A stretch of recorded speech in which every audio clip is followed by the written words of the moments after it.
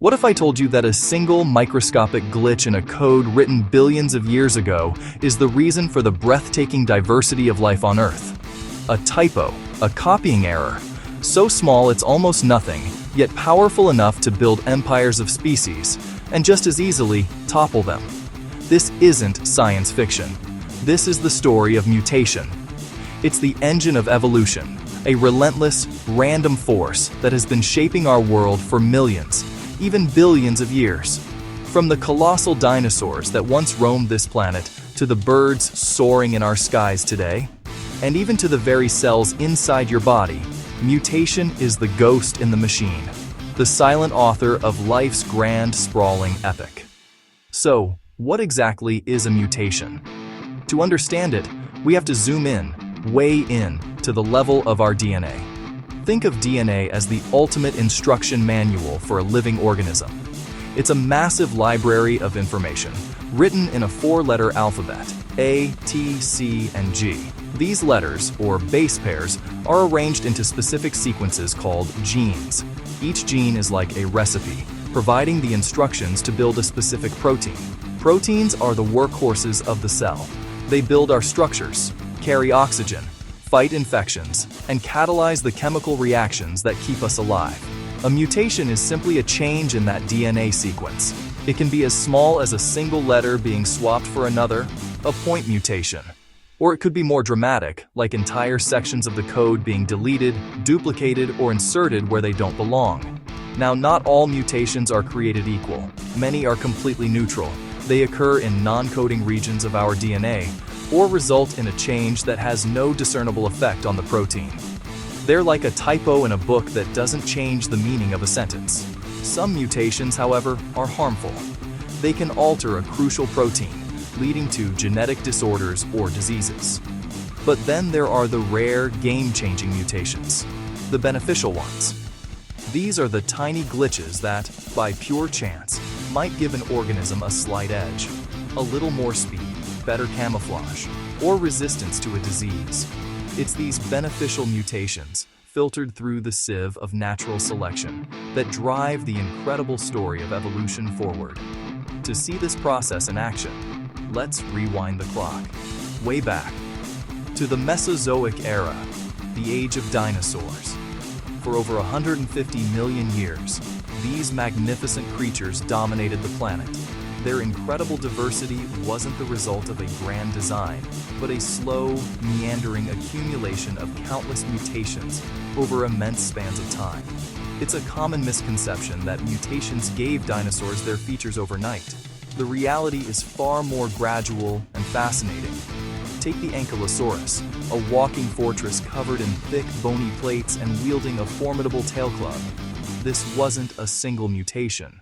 It was the product of millions of years of incremental changes. A random mutation might have caused a slight thickening of the skin in an ancestor.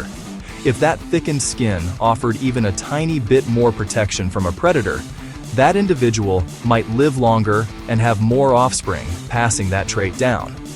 Over thousands of generations, further mutations could lead to the development of small bony nodules or osteoderms. Natural selection would favor individuals with more and larger plates, as they were better defended. This iterative process of random mutation and non-random selection eventually sculpted the impenetrable armor we see in the fossil record. The same principle applies to the bizarre spikes of a Stegosaurus, or the elaborate frills and horns of a Triceratops. Were they for defense? For regulating body temperature? Or were they for display? A way to attract mates and intimidate rivals, much like a peacock's tail? The answer is likely a combination, with different pressures favoring these traits in different contexts.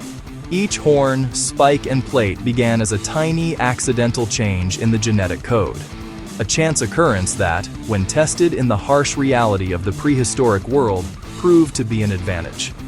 This is survival by chance, refined by necessity. Evolution doesn't have a goal.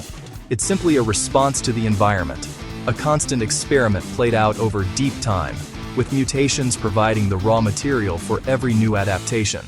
But perhaps the most successful story of dinosaur mutation is still with us today, soaring over our heads. Fast forward past the cataclysmic asteroid impact 66 million years ago. While the giant dinosaurs vanished, one lineage survived, a group of small, two-legged theropods.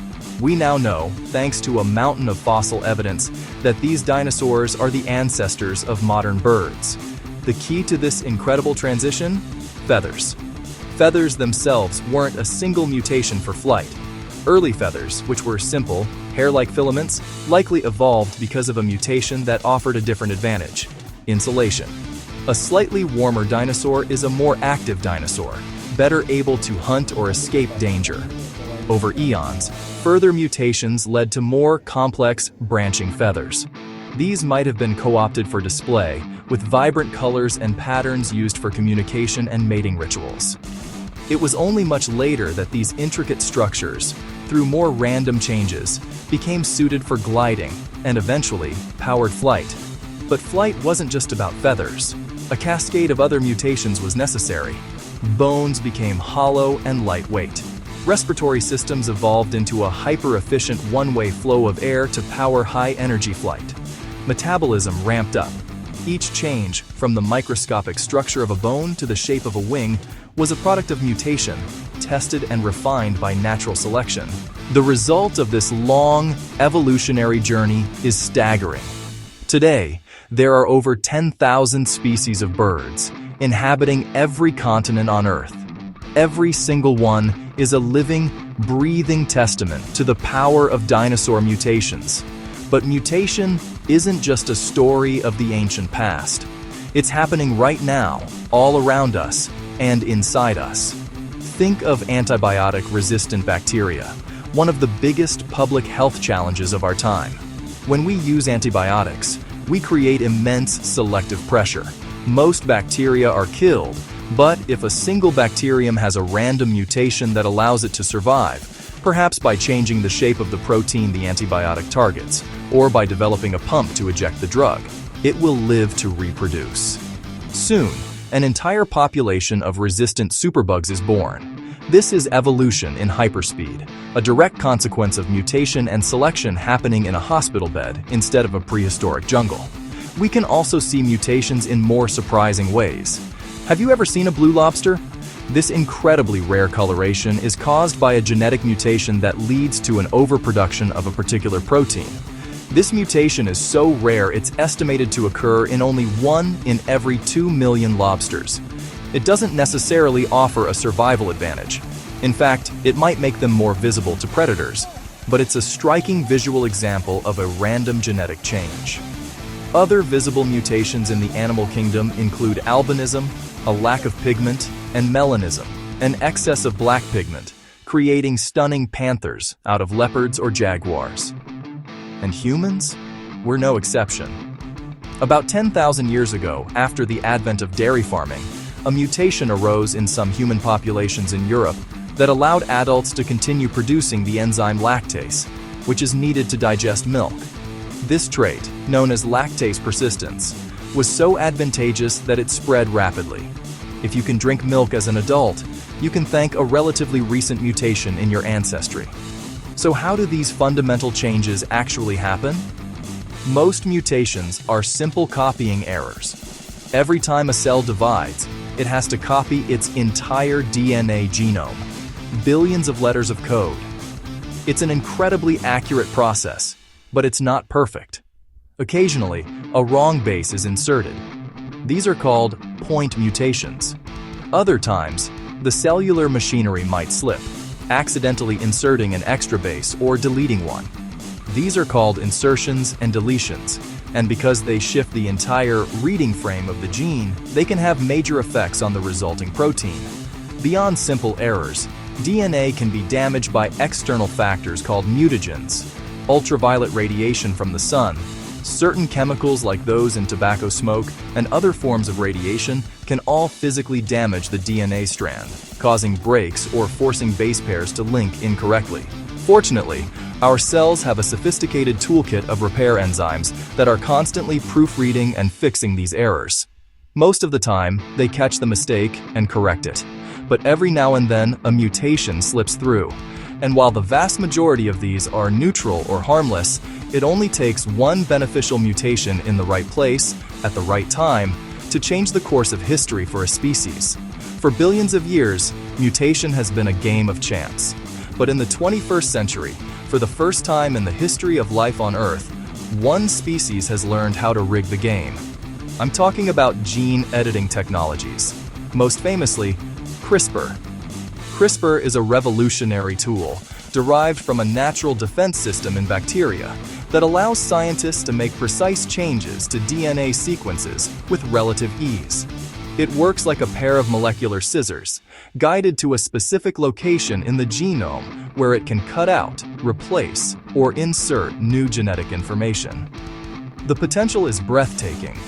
Scientists are already using it to develop hardier crops that can resist drought and disease, to study genetic disorders more effectively, and to develop groundbreaking new therapies for diseases like sickle cell anemia and certain types of cancer.